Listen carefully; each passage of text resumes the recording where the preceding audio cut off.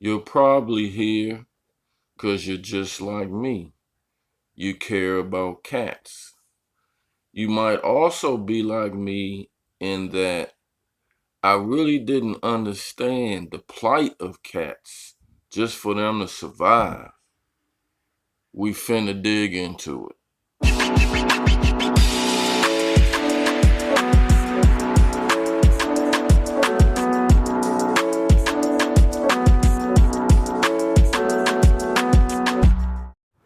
You are now rocking with the Cool Cats and me, the D.E.V. Now, I've been what you might call a purist. I've been a financial analyst over half of my life, so one might understand my prudence. I am not one to waste money, but when I do invest into something, I have expensive tastes. Quality is of great importance. I'm well documented as an animal lover, and some of this has spilled over into my thinking about pets. Many of you know I'm a dog lover. I always wanted purebred dogs, thinking, of course, that they're better quality. Mixed dogs are mutts. I still love them, but not for my dogs. I've done this with my fish, and even when I opened my mind to a cat, I went the breeder route. Hence Batman and Robin. Now, don't get me wrong, I used to breed dogs, so in certain situations, that bloodline means everything. And purebred dogs and cats, they need love, they need homes too. But as I continue to mature spiritually, I understand that the quality is in the relationship. It has nothing to do with any breed. So if you are getting a cat as a pet, the breed doesn't really matter. They all love the same. Now, some of you know that I adopted Brudman. Now, I won't go through the whole story here, but you should check it out. It's in an earlier video entitled A Brother with Cats. Okay, so I will leave the link in the description. But what I wanted to say is that I love Batman and Robin to death, but Brudman has brought a unique presence into the place. And truly, I can't imagine our family without him. And it's true that I did save him, but quite frankly, he saved all of us, even though we need saving from him from time to time, you know. I'm sorry, bro, man. I tried to be nice as long as I could. But you. Getting back on a spiritual note for a moment, I want to speak to all of those who believe that human existence and life is up here and every other life form is beneath it. You are living in the matrix. The westernized world and modern day civilization is taking you further and further away from your spiritual self. If whatever God or deity you identify with created all things, how would it make sense that your existence is above others? Wouldn't that be questioning God? That thinking is a product of the societal matrix in which we live.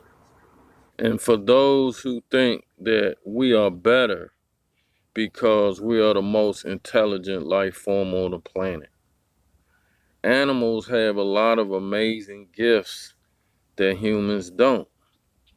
Find yourself face to face in the woods with a bear and see how much your superior intelligence means. I have some people that I love dearly, but I would say, all in all, I probably like animals better. than humans. You see, the downside of being the most intelligent life form on the planet is the ability to be disingenuous, the ability to lie and deceive, to put on fronts and airs, which most people do, including our so-called family and friends. You see, cats and dogs don't have that ability. What you see is what you get with them. No lying, no deceit, genuine. You see, cats and dogs don't know anything about and don't want anything to do with the Matrix. And neither do I. The closer you are and the more in tune with nature that you are, the more in tune you are spiritually. Step out of the matrix. All life is of equal importance.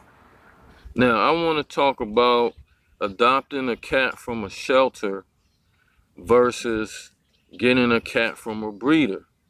Now, all cats need homes, but some situations are just more urgent than others. So, let's just be clear about one point.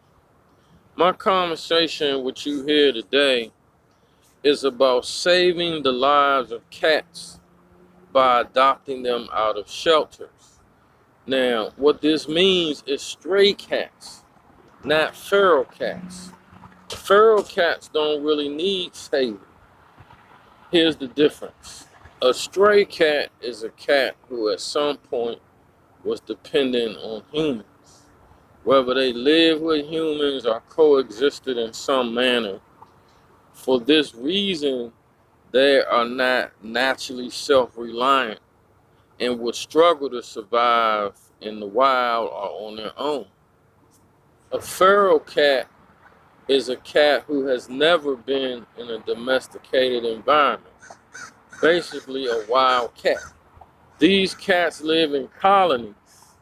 They spend generations together. When we see them outside, we may feel sorry for them, but believe me, they got it. They take care of each other.